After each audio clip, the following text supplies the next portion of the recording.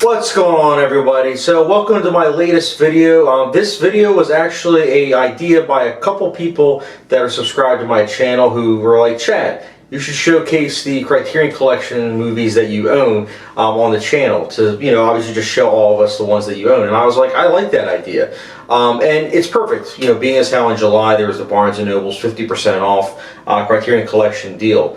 So I obviously took advantage of that. And what I'm going to do is, I don't own any Criterion Collection DVDs, so this is specifically Criterion Collection Blu-rays that I own that I'll be showcasing you guys. I'll be doing it in alphabetical order, and I'm not really going to go in depth. I'll probably say just like one or two things about each one, just because I own about 24, 25 of them. So if I were to talk, a long time about each one, this would be an hour video. So keeping it short with each one, but all that exposition aside, let's get started alphabetically with 12 Angry Men. This is a great movie. I absolutely love it. It's probably my favorite courtroom movie. But that being said, Anatomy of a Murder is a pretty awesome courtroom movie as well. And I honestly think that 12 Angry Men and Anatomy of Murder should be watched back to back. They are a companion piece like no other. My goodness. Two amazing movies. Next up is the Before trilogy, which is Before Sunrise, Before Sunset, Before Midnight. Richard Linklater did a great job with this trilogy. I've heard some detractors over the past couple of years for some reason. I personally think the trilogy is really good. I am looking forward to rewatching it, but Before Midnight is probably my favorite. And you'll also be getting to see this yet again with my Richard Linklater ranking video, which will be coming soon. So that's that. Then there's Being John Malkovich, which is probably top 5 comedies of all time for me, as well as top 5 most original movies of all time. This movie is mind-boggling. It is why I go to the movies. I wish I saw it in theaters. I was too young, 21 years ago, but such a great movie. Pretty funny too. Next up is Blue Velvet, which I used to own the other Blu-ray, but I decided this time around, in terms of like the July Criterion Collection sale, I was like, you know what, I'll pick up Blue Velvet. I'm glad I did. There was some color correction that they did that I think was a little bit better. Overall, this is a masterful movie, so I'm just glad that I own it in the best format possible as of right now. So that's Blue Velvet. Next up is Curious Case of Benjamin Button, which is actually the first Criterion Blu-ray I believe that I owned. I got it at their record store for a couple bucks, and I saw online it was for 20-something dollars. I was like, wow, this is a great deal, and I'm glad I got it because it looks incredible on Criterion. Next up is, I hope I'm pronouncing this right, Yalaka, which means devil. I saw this only one time, and then I decided to pick it up at the July Criterion Collection sale, and I love this movie. It holds up definitely on a second viewing, and I'm looking forward to rewatching this multiple times. It's one of the first movies to have like a big twist, and it's effective. It's very effective still to this day. Next up is Don't Look Now, which I'm not going to lie, it had been on my list for quite some time, but I specifically watched it so that if so be it that I liked it, I could buy it during July. So I literally watched this towards the end of July, saw it, and liked it enough to where I decided to buy it. I'm looking forward to rewatching it already because the twist really does throw a lot of curveballs towards my way. So it's a good movie. It's definitely like a good Halloween-esque movie. Next up is Eraserhead, another David Lynch movie. This movie's incredible. It's a low-budget movie, but my goodness, the amount of ideas and practical effects that are utilized are just something else entirely. Also, just like Being John Malkovich, it's so odd and strange, but so unique, and it has its own style. I love this movie, and I'm glad David Lynch made it. Next up is The Game, which it's one of the lesser David Fincher movies, but I think it is a good movie. I do think that it's very well shot. It's got really good music choices, editing's tight. I like the ending too personally, but it's not my favorite David Fincher movie, but at the same time, I still can acknowledge that it is good. Next up is The Graduate, which I absolutely love this movie, one of my favorite coming-of-age movies.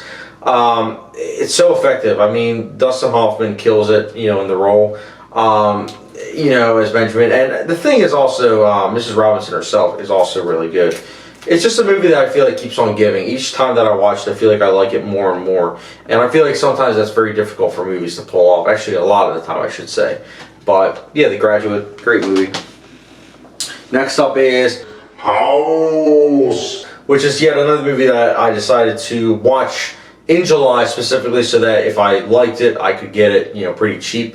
And I'm glad that I did, because as you can see, I own House now on Blu-ray, and House is a really good movie. Very cerebral, very unique in its style and approach, and also hilarious. Would highly recommend. Next up is my second favorite Martin Scorsese movie, and probably his most underrated, and that's The Last Temptation of Christ. Willem Dafoe plays Jesus Christ. It's awesome. The disciples also treated as if they were gangsters, which is also a really unique take. I love this movie, and I will defend it to no end. Next up is Mulholland Drive, another David Lynch movie. As you can tell, I really like David Lynch, but Mulholland Drive is my favorite of his. This is the movie that I can watch anytime, really, and I just find it very effective. It puts me in this zen state almost of like the mood where it's just like I just want to put myself away and just like really focus on the ideas and break it down and dissect it, because there's so much to take away from this movie, as well as his other movies, but Mulholland Drive especially. Next up is The New World, which is a Terrence Malick movie.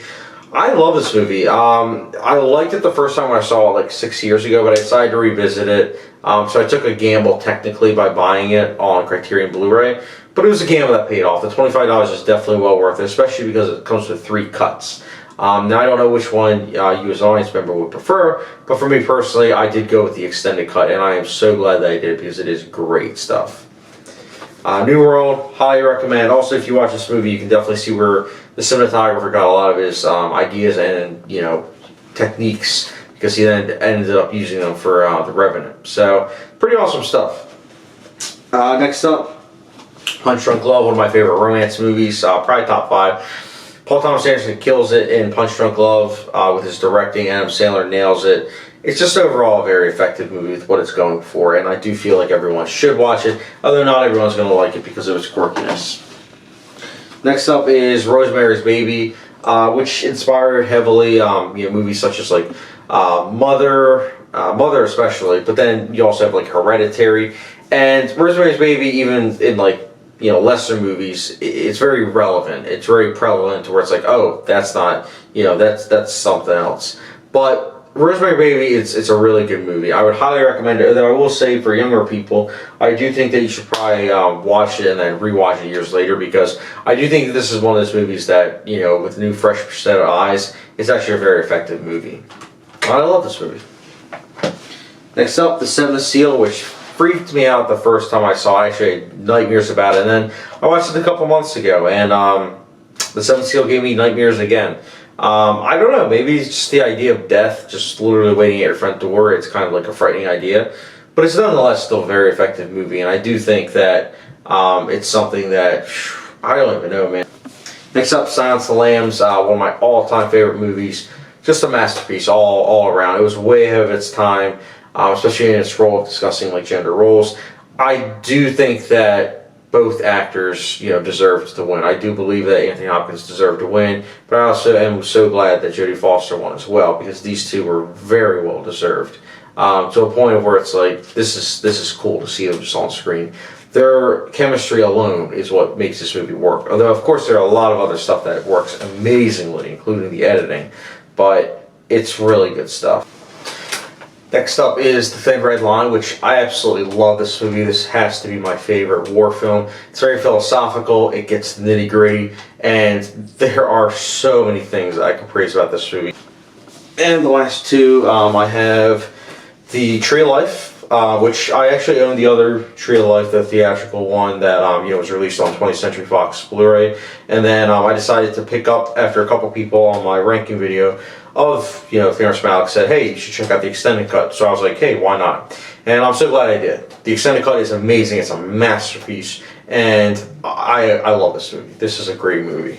Also a masterpiece along with Thin Red Line. And then lastly, Videodrome, which this is great. I really liked the movie, but the Blu-ray itself is awesome. It looks like a VHS disc. It's great. This movie's really good. I saw it a couple years ago, and I'm glad that I stumbled across it. I'm trying to watch all of Cronenberg's movies, but Videodrome, there's something special about it. Similar to like Being John Malkovich, it's a very original movie that is unpredictable, and you wouldn't have been able to guess, at all. So, guys, those are all the Criterion Blu-rays that I own. What are the ones that you guys own, and which are the ones that you guys liked, and which are the ones that you guys don't like? Let me know your collection down below. And guys, thank you very much. Sorry I didn't go too in depth with it, but those are my Criterion Collection Blu-rays that I own. And as always, don't forget the subscription, notification bell, and I'll catch you guys later.